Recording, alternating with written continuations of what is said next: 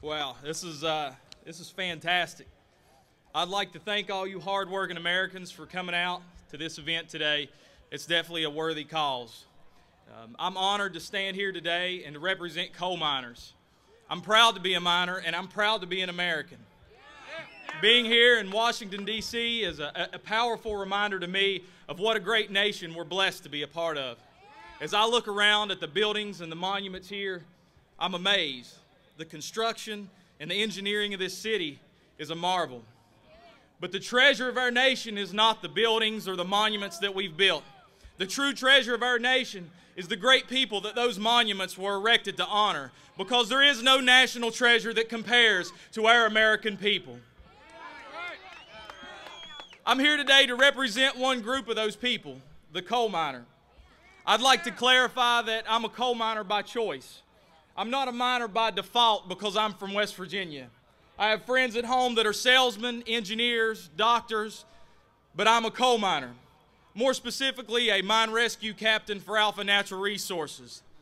That's not a curse, it's not a prison, it's an honor. I'm no more scared underground than you are in your office.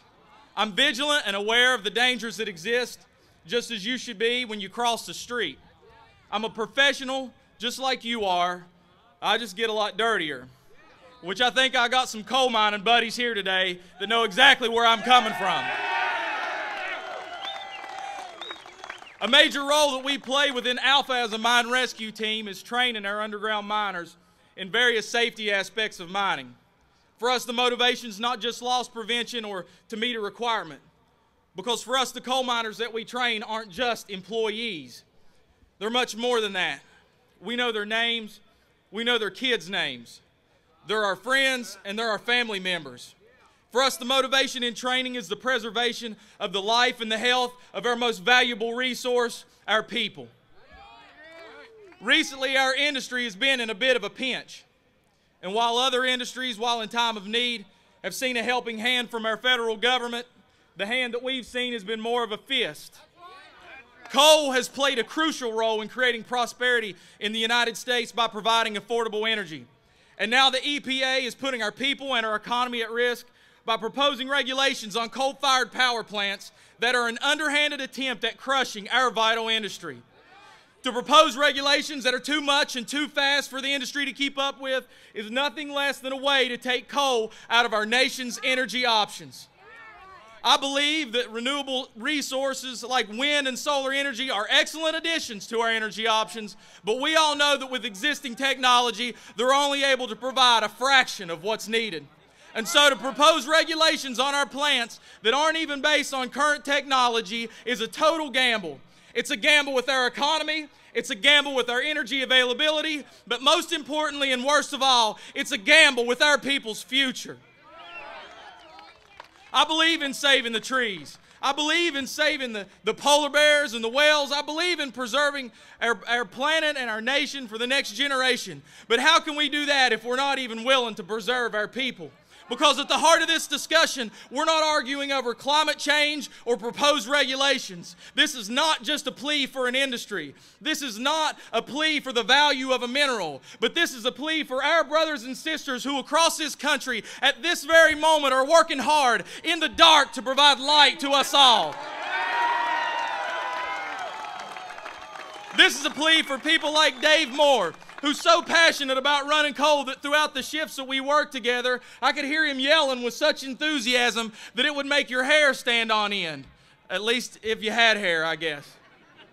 This is a plea for men like my Uncle Mike, who was seriously injured in a mining accident, but even after surgery and enduring crippling pain, he went back into the coal mine for round 2.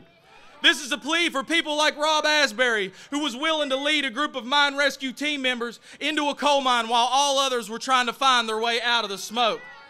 This is a plea for men like my dad, who I watched for near 20 years, whether sick, tired, or in pain, pick up his lunch bucket, his hard hat, kiss my mom, and go to work as an underground foreman, because he loved his family and he loved his job. This is a plea for our people, for our families, and for our children. I would be remiss today if I didn't take the time to thank all you hardworking folks for coming out today and supporting coal. Our nation and our industry need more leaders like you with the courage and the conviction to stand up for the future of our people. Because a lot of folks would like to say that coal mining is done, that it's a dying industry. But if there was ever a resource worth preserving, it's the coal miner. They don't stand in line waiting for a handout, but they put their shoulder to the plow and they don't look back. They come home with coal dirt in their eyes and under their fingernails because they're not afraid of an honest day's work. The miner is the epitome of the American worker. With a strong back and a big heart, they're providing an essential commodity to this nation. And so in our quest to preserve our nation and to preserve our planet, may we not fail, and may we never forget to preserve our greatest resource, our greatest national treasure, our American people. Thank you so much, and may God bless America.